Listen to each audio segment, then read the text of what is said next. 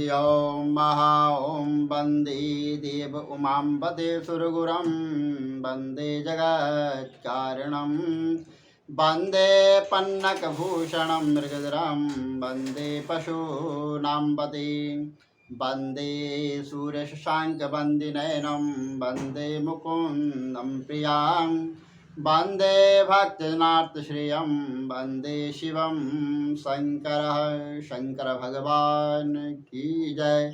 नमः पार्वतीपते नमः। हर हर महादेव शंभो। भगवान शंकर का ब्रह्मा तथा विष्णु भगवान को समझाना। यहाँ पर भगवान शंकर ने मुस्कुराते हुए कहा, हे ब्रह्मा, हे विष्णु, हमारे वचनों को ध्यानपूर्वक सुनो। तुम लोगों ने मोह में फंसकर परस्पर युद्ध किया है, परंतु हमने तुम्हें अपने भक्त बनाने के लिए तुमको जानबूझकर लड़ने नहीं दिया।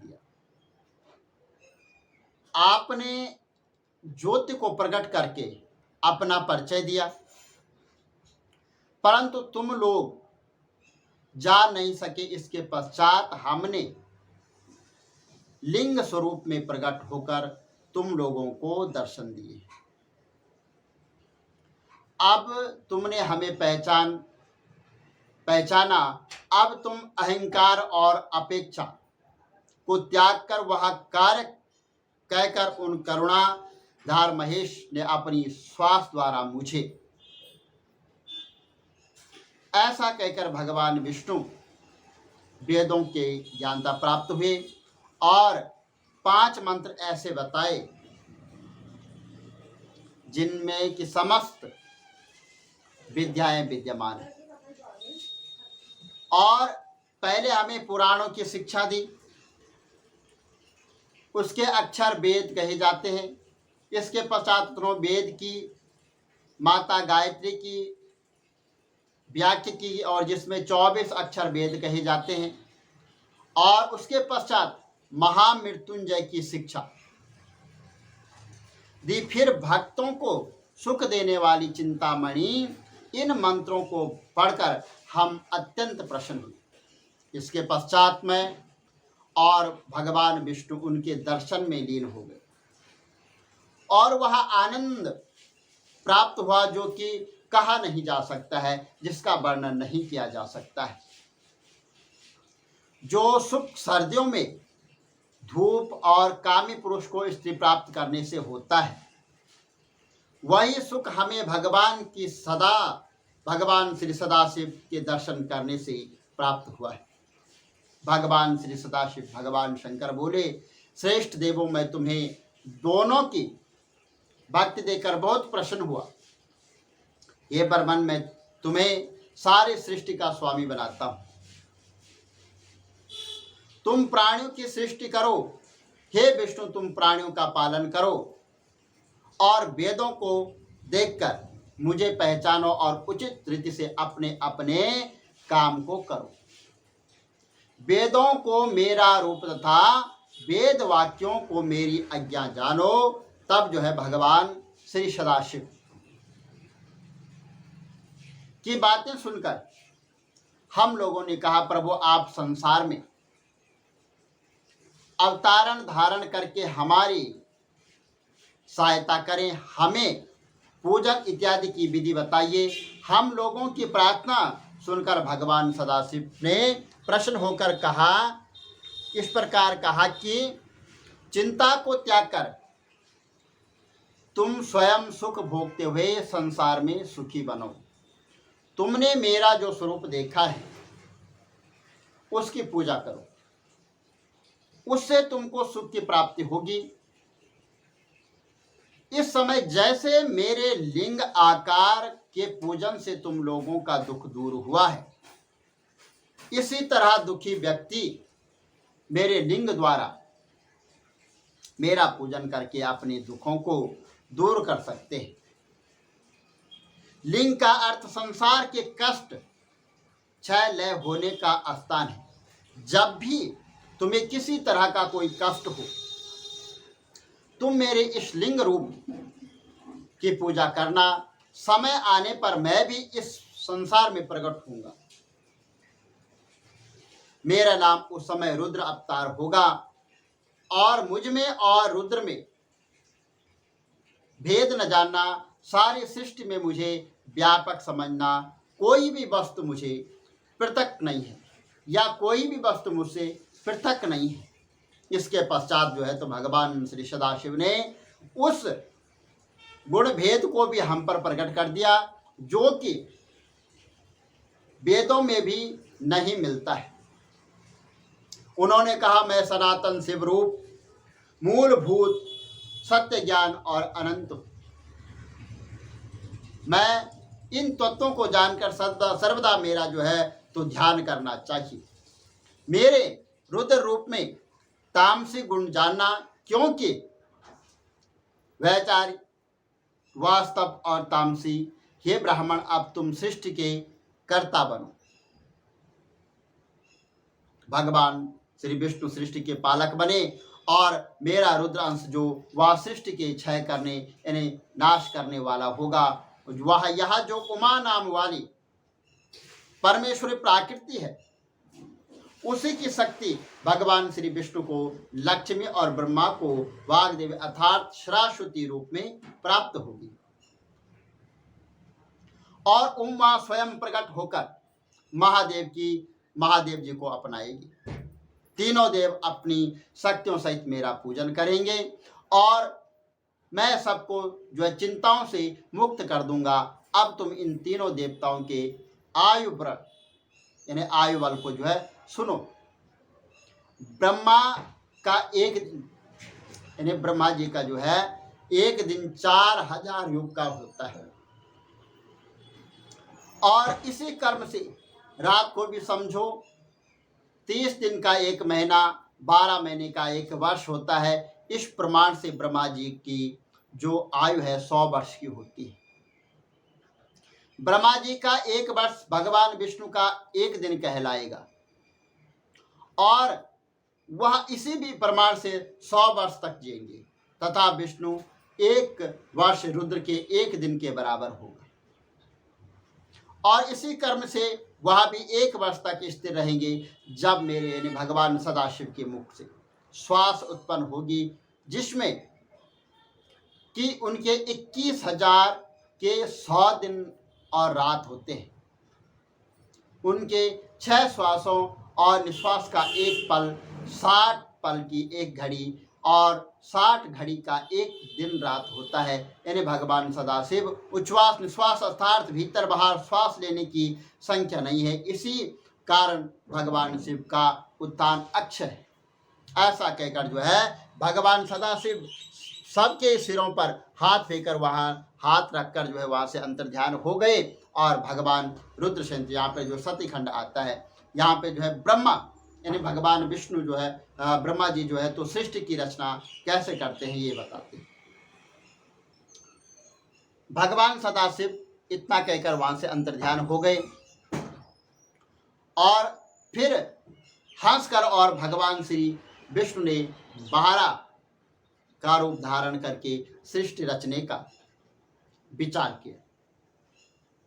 श्री विष्णु भी अंतर्ध्यान हो गए, ब्रह्मांड से बाहर निकलकर वैकुंठ में चले गए। उनके जाने के पश्चात सबसे पहले मैंने भगवान सदाशिव और विष्णु का ध्यान करके जल का निर्माण किया और श्री विष्णु का ध्यान करके उस जल को जो है अंजलि में डालकर मैंने प्रकट किया, जो कि विराट हो गया।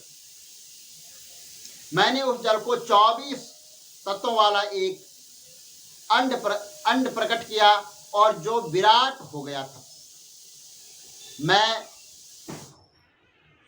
मेरे मन में संशय उत्पन्न हुआ। मैं 12 वर्ष तप करता रहा। इस तप में मैंने केवल भगवान विष्णु का ध्यान किया। 12 वर्ष के पश्चात भगवान विष्णु प्रसन्न होकर मुझको साक्षात दर्शन देकर कहा कि ब्राह्मण, वर मांगे। सदाशिव भगवान शंकर की कृपा से ही सब कुछ दे सकता हूँ।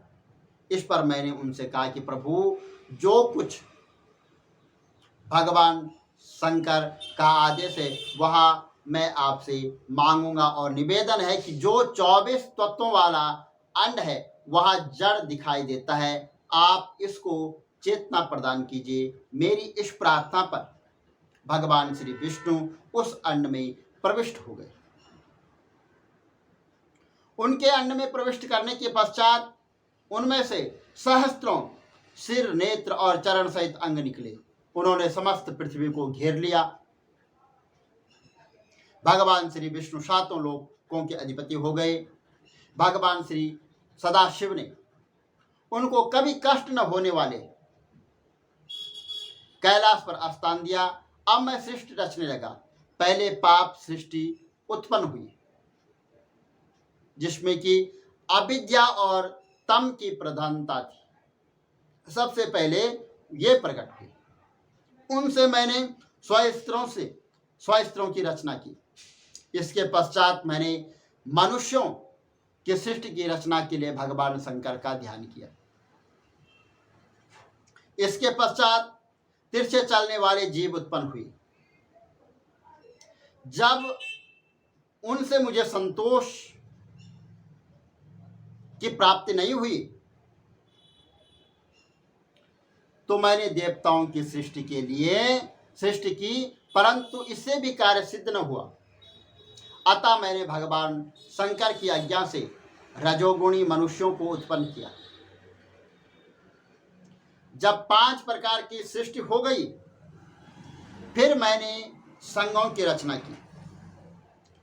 तब महासग्र, मोक्षम और सूक्ष्म भौतिसग्र, तीसरा वैकारिक सग्र उत्पन्न हुआ। 8 प्रकार की सृष्टि और वैकृत स्वर्ग से उत्पन्न हुई, और 9वां कुमार उत्पन्न हुआ, सनकादिक।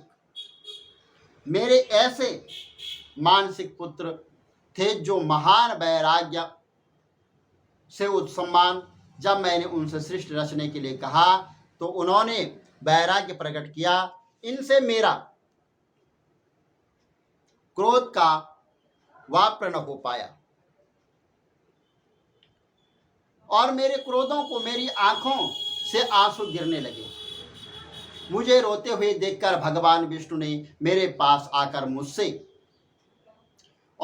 कहा कि आप इस प्रकार क्यों आंसू बहा रहे हैं। मुझे समझाया कि इस प्रकार रोने से काम नहीं चलेगा, तुम भगवान शंकर की तपस्या करो। मैंने भगवान शंकर की तपस्या शुरू कर दी। वो तपस्या, कठिन तपस्या शुरू कर दी। भगवान शिव की कृपा से मेरे मन में विचार उत्पन्न हुआ कि यदि भगवान शंकर स्वयं मेरे पुत्र बनकर अवतारण धारण करें तो सृष्टि की उत्पत्ति का कार्य भली भांति संपन्न हो सकता है। यह विचार करके मैंने तप किया, जिसका परिणाम यह हुआ कि भगवान शंकर जी मेरे यानी बाहों के मध्य से प्रकट हुए। उनके मस्तक में गंगा की धारा तथा जटाएं शोभा पा रही थी। भाल त्रिपुंड धारण किए हुए थे और उनके 5 मुख और 4 हाथ थे।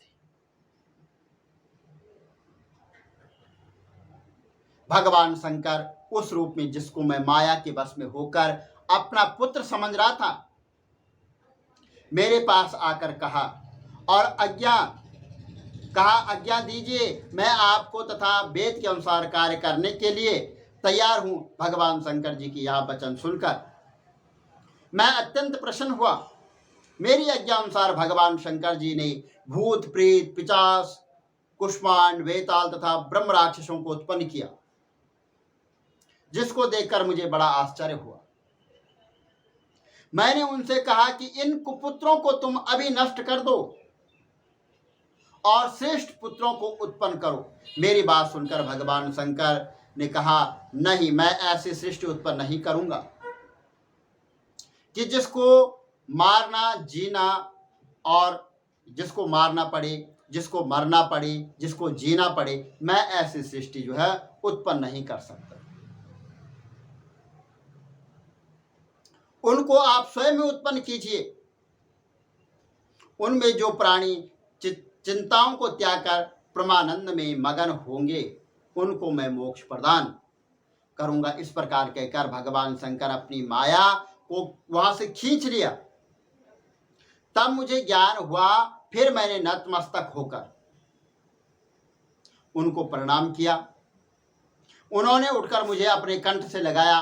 उसी समय सनक आदि से लेकर ने आकर उनको प्रणाम किया और स्तुति करने लगे। भगवान सदाशिव ने मुझे सद्बुद्धि प्रदान की और उसके पश्चात नीललोहित भगवान शंकर वहां से अंतर्ध्यान हो गए।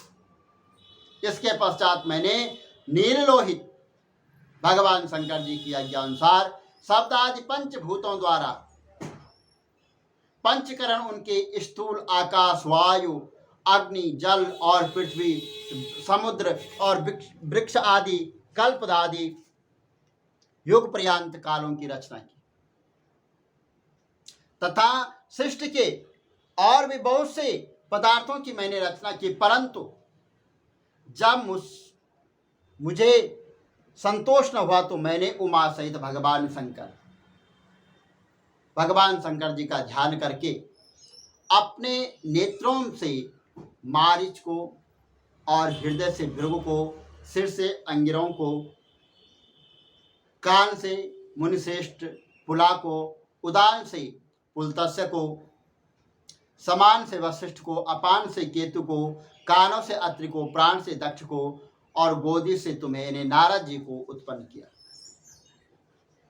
इसके बाद मैंने अपने दो रूप बनाए। मैं आधे से नारी और आधे से पुरुष हुआ।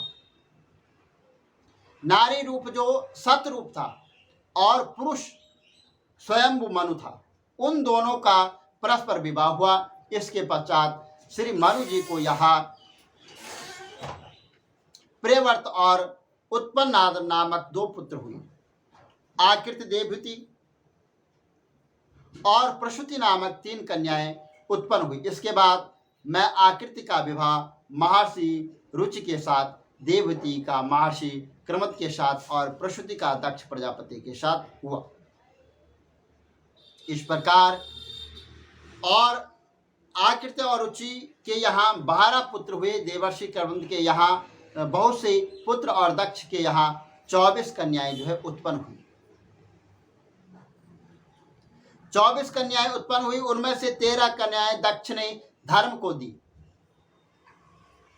उनके नाम सरदा, लक्ष्मी, दृष्टि, तृष्टि, पुष्टि, मेघा और क्रिया, बुद्धि, लज्जा, वाग, शांति, सिद्धि और कीर्ति। फिर इनसे छोटी 11 कन्याएं ख्याति, तपस्वी, स्मृति, स्मृति, प्रीति, क्षमा, शांति, अनुरूपा, ऊर्जा, स्वाहा, स्वाध्य आदि जो है प्रकट हुई, जिनकी समस्त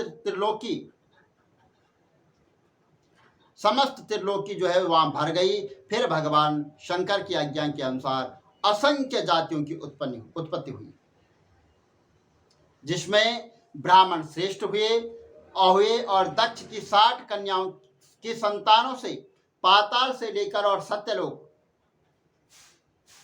तक जो है सब चराचर जगत व्याप्त हो गया और रति भर भी खाली स्थान नहीं रहा। नारद, इस प्रकार जो मैंने भगवान शंकर की आज्ञा के अनुसार सृष्टि की रचना की और मैं भगवान श्री शंकर